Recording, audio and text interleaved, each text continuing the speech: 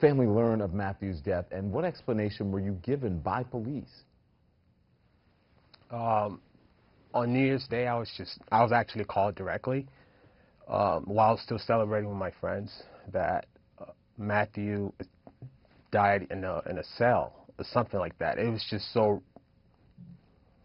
sad, you know. They said, hey, you know, Matthew Ajibade is no longer with us, and he died on a restraining chair. I could not even process that on New Year's Day, you know. It's beyond explanation. My life is never going to be the same. That day specifically for me, it's a mark that I could never erase. Yeah. You know? You guys are very close. I mean, you're cousins. I look like Yes. my cousins. You look like him. You knew he had issues, right? That he suffered from some issues? Yes, his first bipolar reaction was actually on about 3 years ago, around the same time in Los Angeles. I came here, picked him up, took him to Savannah, and you know, try to talk to him to come into SCAD art school, you know, celebrate with me, spend time with me. And, you know, I blame myself every day for bringing him to Savannah. And the burden's really on me because I feel like I killed my brother.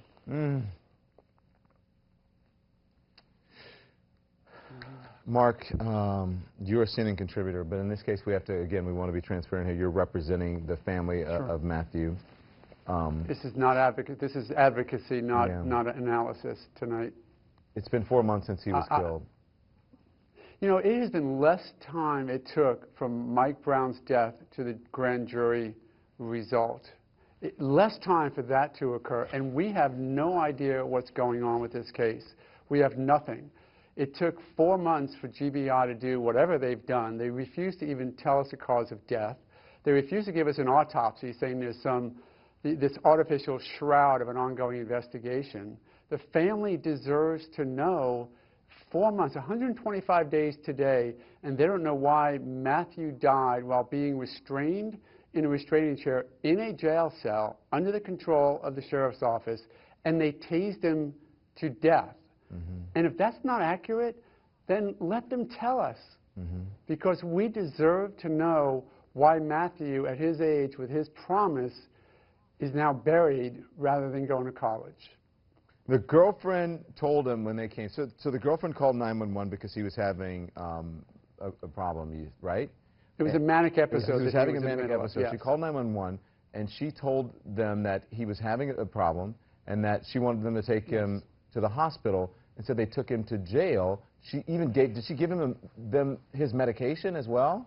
She went back into the apartment, brought out the medication, which is for bipolar, and said, here it is, this is what he has, this is what he needs help with. They gave it to him, told her they would take him to the hospital, and of course never did. Took him to the jail, where it seems he got no medical attention. The only thing he got was a restraint. No attention, no care. All he got was tased. Do you know why they chose to take him to jail instead of a hospital? You know, there was I'll be fair, there was an altercation with Fisayo, his girlfriend. And, you know, in that sense, and what happened was he was holding on to her so tight, not hurting her, and she said he wasn't hurting her. He was so afraid he wouldn't let go of her, as comfort it seemed. They ripped his arms off her, got him on the ground. The video shows some of that, arrested him, and off to jail he went for that battery that they suggested with Fisayo, rather than dealing with the real issue, which was the bipolar that they were advised of. Not only as an excuse, as some might do, but there's the medication. How much more proof do you need that a person needs mental health help? So obviously you think that cell. The officers who responded to this call, they needed to be trained more, at least if they did have training in dealing with people with mental illness, that they should follow it more. I want to know what the family wants, because I have read your Instagram post here when you talked about him, and just put it up, and Chris, and then I'll ask you the question. I won't read it, but at the end you say, "This is not a curse, but a prayer. Rest in peace. Amen." This is tough for you. What do you guys want? You know, we really just want justice. We want to know why Matthew died. You know, I was going through his records, and he paid for a year subscription for his PlayStation 4. He thought he was going to live. You know, he was ready for 2015. I was ready to share 2015 with my brother, you know? And simply taking this kid away from us is not acceptable. We invested way too much love, way too much love, you know, on him. So taking my brother from me just for absolutely no reason. I don't see a reason. You can't give me enough reason to actually accept his death, because I'm still processing it every day. I feel like I just woke up from a 27-year-old slumber. You know, I'm Nigerian. I was brought up as a Nigerian, and our culture, we are very reserved.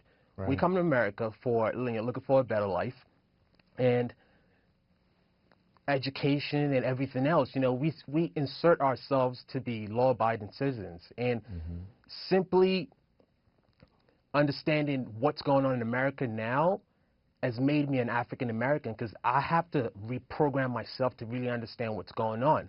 Yeah. Well, I Chris, never knew, you know, this is how America treats people, yeah. killing people and just not talking about it. You know, it's been 4 months. Yeah, I and would you've like to gotten- know what happened to Matthew. You've gotten no answers, and we're going to keep on. Zero answers. We're going to keep on this, and we want you to come back and tell us. I want to thank both of you, and also the Chatham County Sheriff's today released a statement saying that deep regrets, and they are investigating. Thanks to both of you.